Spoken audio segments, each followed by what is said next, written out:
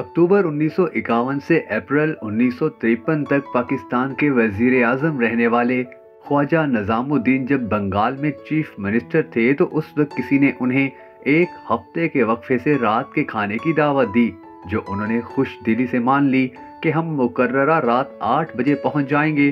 2 دن بعد اسی دن کی دعوت کسی اور نے دی تو انہوں نے کہا کہ اچھی بات ہے، ہم 7 بجے آ جائیں گے۔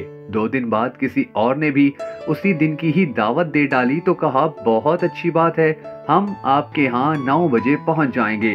انہوں نے ایک دن میں 3 دعوتیں مان لی، 7 بجے، 8 بجے اور 9 بجے۔ انہوں نے 7 بجے والی دعوت میں اچھی طرح سے کھانا کھایا، وہاں سے 8 بجے والی دعوت میں پہنچے۔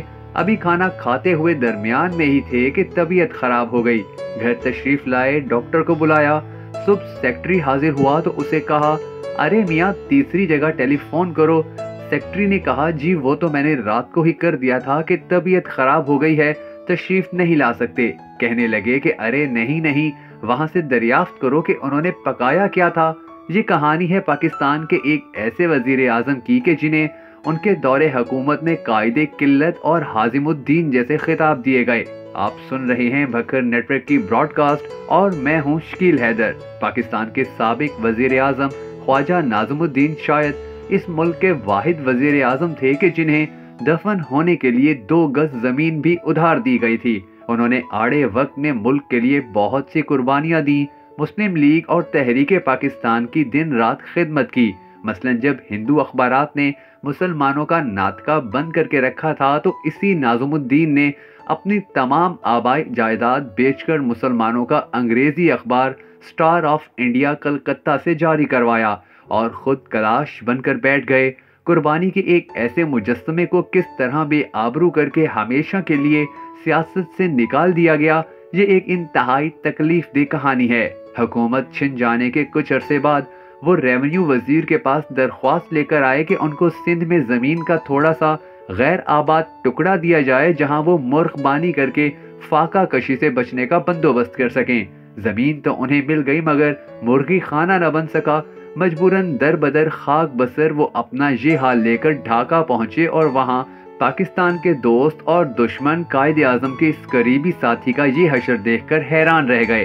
آخرکار ان کا دل ٹوٹ گیا اور وہ اپنی کہانی لے کر بارگاہ ایزدی میں حاضر ہو گئے۔ جس ملک کو بنانے میں نظام الدین نے نمایاں حصہ لیا تھا اس میں ان کے لیے کوئی جگہ نہ تھی۔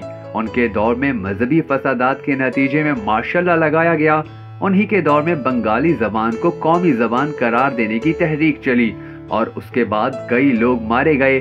طلبہ نے اپنے حقوق کے حصول کے لیے جدوجہد کا آغاز کیا تو ان پر بھی گولی چلی اور کئی طلبہ اپنی جان سے چلے گئے، لیکن وہ اتنے بے بس تھے کہ وزیر اعظم ہوتے ہوئے بھی کچھ نہ کر سکے۔ جب انہوں نے گورنر جنرل بننے کے بجائے وزیر اعظم بننے کا فیصلہ کیا اور گورنر جنرل کسی سیاستدان کو بنوانے کے بجائے ایک بیوروکریٹ کو بنوانا منظور کیا تو بظاہر ایسا لگتا تھا کہ یہ سب کچھ ان کی مرضی سے ہوا، لیکن حقیقت یہ ہے کہ بیوروکریسی میں موجود چند عناصر جو اقتدار پر اپنی گرفت رکھنا چاہتے تھے نے اپنا کھیل بہت احتیاط اور چالاکی سے کھیلا اور سیاستدانوں سے غلطیاں کروا کر اپنے مقاصد حاصل کیے، جن کے نتائج کیا نکلے ان میں سے بس ایک یہی جان لینا کافی ہے کہ ایک انتہائی سادہ طبیعت، سادہ مزاج اور محب وطن وزیر اعظم در در کی ٹھوکریں کھا کر جان کی بازی ہارا۔